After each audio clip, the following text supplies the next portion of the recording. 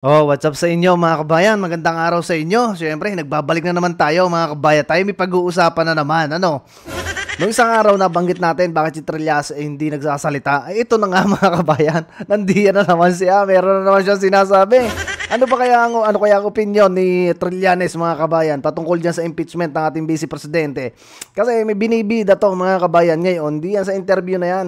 At pangalawa, ganun din si Senator Ping Lacson mga kabayan.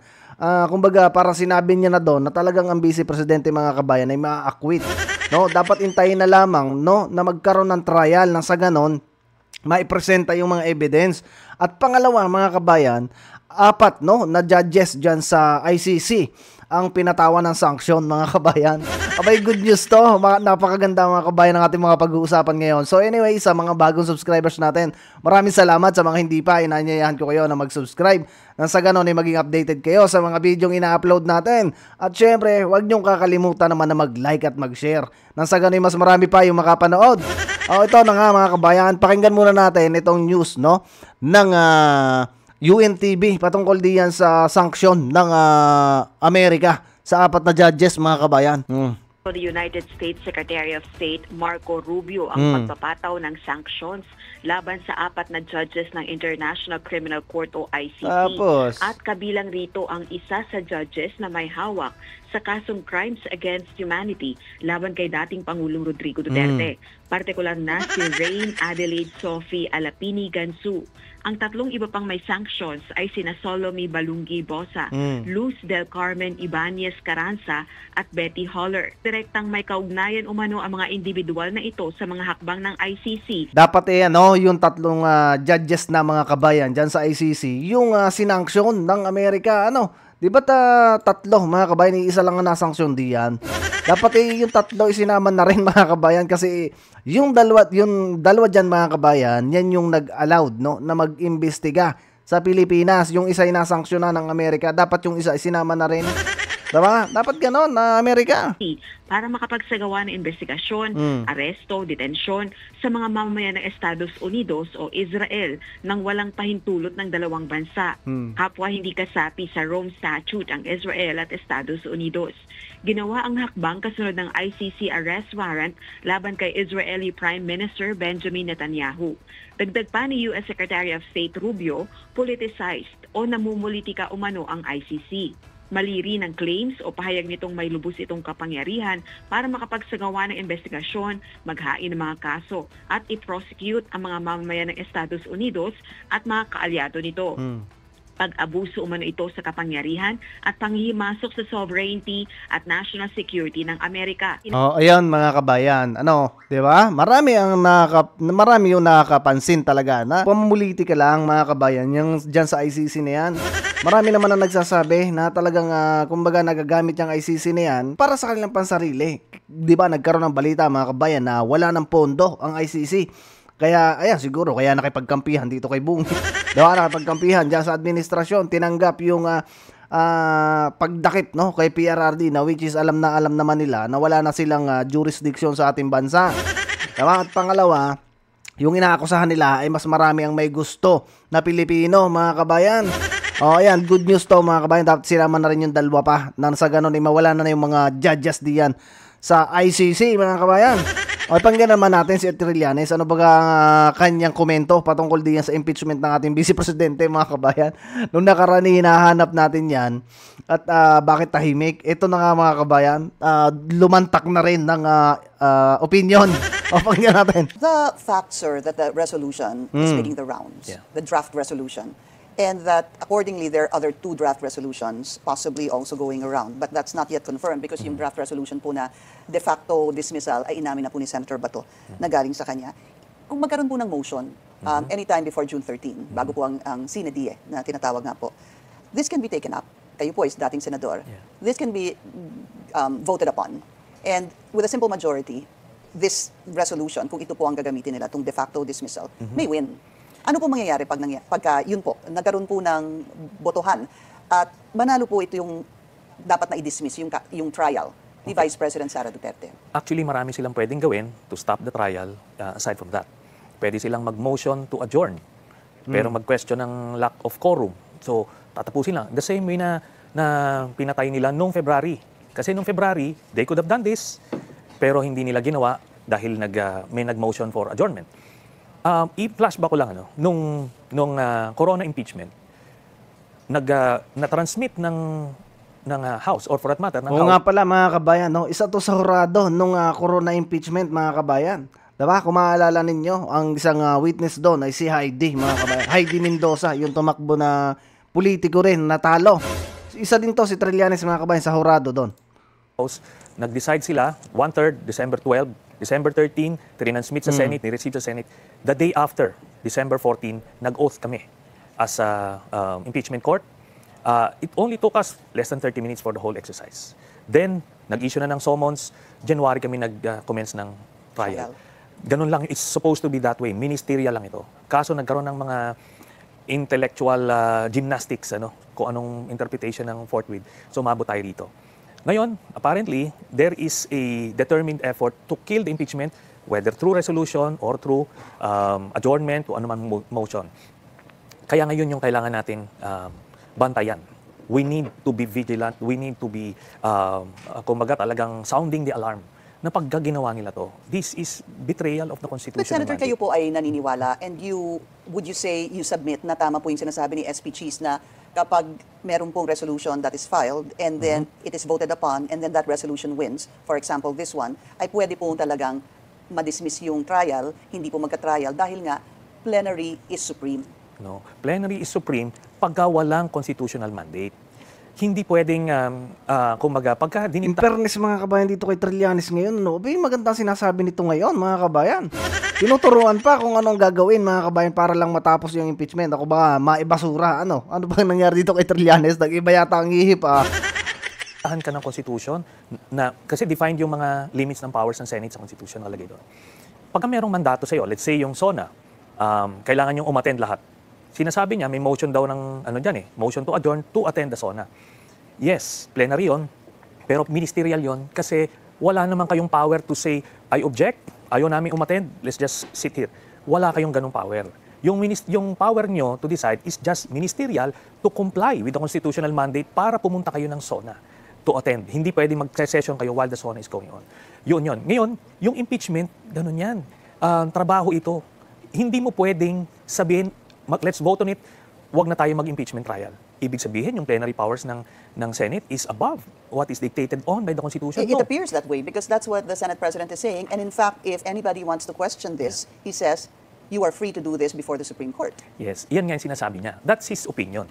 Pero before this, kahit tanungin nyo yung mga Senate Presidents before him, 9 out of 10, siya being the deviant one, magsasabi na, we don't have any choice. The Constitution says tayo magkakandak. Hindi mo pwedeng i-dismiss yung kaso antimano without hearing the trial. Wala nakalagay sa Constitution. Ang nakalagay sa Constitution nun, mag-trial ka, i-acquit nyo kung idol mo si Sara Duterte, di-acquit mo despite the evidence. Pero tama naman talaga mga kabayan to sinasabi ni Trillanes, no? Kung tutuusin talaga mga kabayan, it's better na mag-trial. Kaya nga lagi ko sa inyo sinasabi, na kung ako tatanungin, mas okay na magkakaroon ng trial mga kabayan, at least doon mga kabayan, mailalatag ng ating Vice Presidente yung kanyang mga ebidensya, at mapapabulaanan yung mga sinasabi ng mga prosecutor na mga congressman mga kabayan. Mas okay yon, at least mas malinis yung ating Vice Presidente pagka na-acquit, unlike dyan sa i-dismiss na agad-agad mga kabayan yung kaso na yan nang wala man lang, kumbaga hindi natin nadinig yung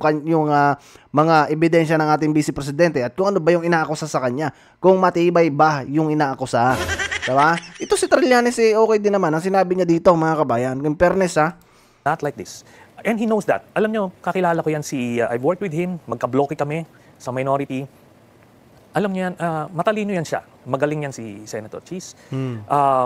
And alam niya, deep in his heart, alam niya na mali itong ginagawa niya. Pero, siyempre, siguro. So why is he doing this? Nagdo-double down na siya, nagdi-dig in. Pero ako, if I were to advise him, step back, mag-recalibrate ka. Kumbaga, probably nung kinonkok niya itong plano na ito, ay iniisip niya na walang magpo-pushback. Pero grabe yung pushback ngayon. Ngayon, he can choose to ram it through at the expense of his own personal or political reputation, or he can step back and recalibrate na tipong mukhang nagkamali ako, tingnan natin, then let's do it the right way. When you say Ito kasi mga kabayan, no, talagang tama yung sinabi ni Senator Amy. Kaya ganyan ang nangyari. Natatakot ang administrasyon, mga kabayan, dyan sa pwedeng maging resulta ng impeachment kung magkakaroon ng trial. Yun yung isang madiin-diin na sinabi ng ating isang senador na si Senator Amy. Kasi nga, nakakahiya naman mga kabayan na yung inaakusahan ninyo, yung mga sinisiraan ninyo ay malinis pala. No, pagka nagkataon, ay di ba nakakahiya yun mga kabayan? Diniin nyo ng diniin, siniraan nyo ng siniraan sa publiko yung vice presidente or yung opisina niya. Tapos kabira-bira pagdating ng hearing or ng trial, acquitted kasi hindi matibay yung ebidensya or wala talaga. Or kumbaga falsification yung mga pinagagawa nila na evidence. Tama? Yun ang nakakahiya talaga. Totoo yung sinabi na yun ni Senator Amy. But anyway, dumako naman tayo mga kabayan kay Senator Ping Lacson kasi maganda rin yung sinasabi niya dito patungkol dyan sa impeachment na yan. Lumiban tayo kahapon mga kabayan kasi talagang nakakaumay yung impeachment. O, pakinggan muna natin. Kasi alam naman po natin na na naging mainit na issue yung impeachment during the last election Pero how do you view po yung mga sabihin na natin na mga upong senador whether incumbent sila or bagong uupo sa Senado na they have their own opinion dito sa issue ng impeachment sila po ang uupo ng mga impeachment judge na tinatawag natin senator judge. Tapos yung ibang mga senador pa sila pa yung nag-file ng resolution para i-dismiss na itong issue na ito. May panawagan po si former commissioner and constitutionalist Christian Monson na they should recourse themselves po dito sa trial ng impeachment. Ano pong masasabi niyo dito?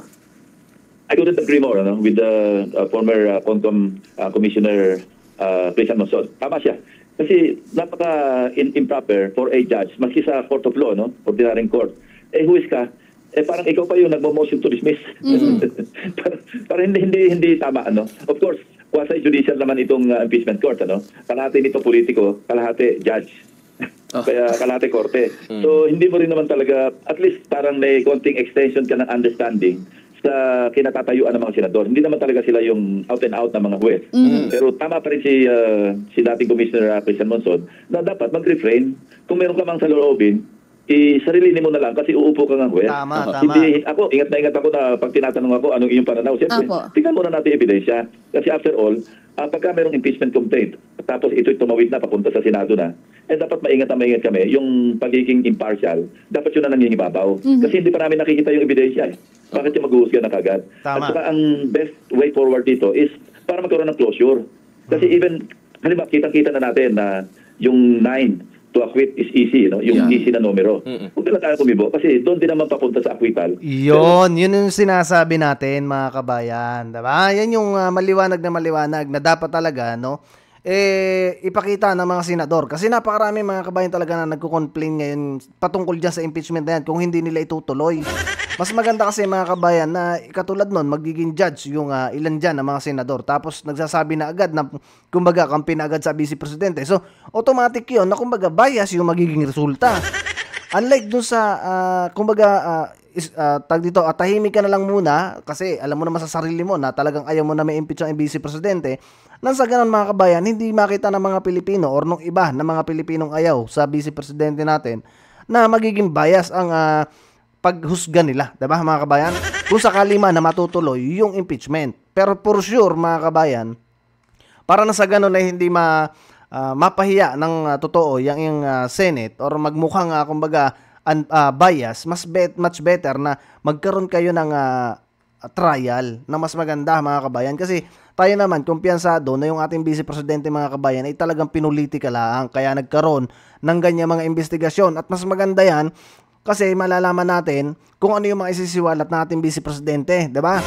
Unlike dun sa mananahimik na lang, i-dismiss na lang yung case na yung mga tao, na katulad ng mga antay sa mga Duterte o antay sa ating vice presidente, feeling nila, kumbaga hindi nakuha yung hustisya, 'di ba mga kabayan? Kaya talagang umi-stand tayo dun sa dapat magkaroon ng hearing, or magkaroon ng trial na sa ganon mapakita ng ating vice presidente na ganito, malinis yung aking opisina, malinis ako, wala akong kinuhang kumbaga walang kinupit diyan sa confidential funds na pinagsasabi ninyo, na kaya hindi dapat inilagay diyan yung pangalan ng mga talagang totoong pinaglagyan ng confidential funds kasi mapapahamak yung buhay nila kasi sila yung mga testigo o sila yung kanyang mga assets, 'di ba mga kabayan?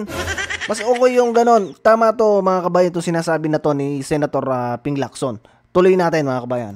Mas maganda na yung sa mata ng ating mga kababayan at sa Senado na rin, sa buong Kongreso, nakita yung ebidensya at nag-rule yung mga senator judges na ito yung amin, kulang yung ebidensya, so mag-acquit kami. Siyam naman yung kailangan to acquit. Senator Ping, so kumbaga, what we are trying to say here is, anuman ang mangyari, kailangang formal na masagawa pa rin ang impeachment trial. Whether ma-acquit or ma-convict si Vice President Sara Duterte, importante pa rin na ma-execute ang impeachment trial dahil kung hindi, ay may malalabag ang ating mga senador, kapwa sila magkakaroon ng issue ng abuse of discretion kung hindi nila maisasagawang impeachment trial dito sa 19th Congress na ito. Pero isa pa rin mga kabayan, no, kung sakali man nakakatulad niya hindi mag-obra diyan sa Senate, pwede naman kasi na mag-file no ng motion ang mga prosecutor sa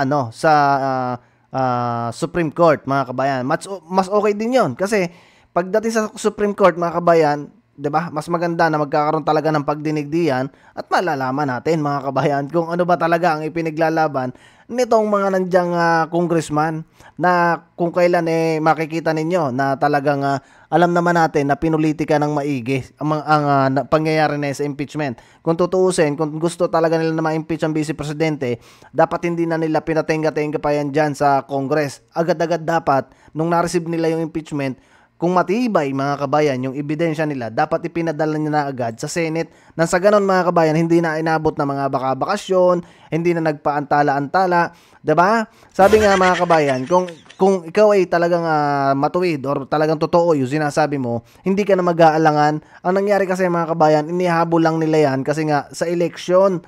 Diba? Yun naman ang alam natin talaga mga kabayan at pangitang-pangita. So anyway, hanggang dito na lang muna mga kabayan yung video natin. I hope na yung dalawa pa no na natitirang judge diyan sa ICC no na maghuhusga kay PRRD dapat masama na rin yung sa saksyon. Nang sa ganoon mga kabayan, matapos na yung pangyayari na yan at makauwi na si PRRD. Alam nyo, isa din no sa gusto kong mangyari mga kabayan diyan sa Senate pagka umupo na pag umupo na yung mga bagong senador, agad sila, mag-conduct agad sila mga kabayan or mag-petition agad sila sa ICC para mapauwi si Tatay Digong, no? Para mapauwi agad si PRRD sa Pilipinas.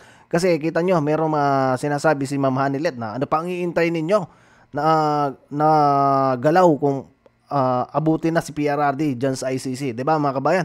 So ayun lang, maraming salamat mga kabayan sa pagantabay ninyo sa ating video. Magbigay kayo ng inyong mga comment dyan sa comment section na sa ganun ay mabasa din natin. At adios muna mga kabayan. See you sa susunod na video. Ingat kayo palagi. Adios mga kabayan.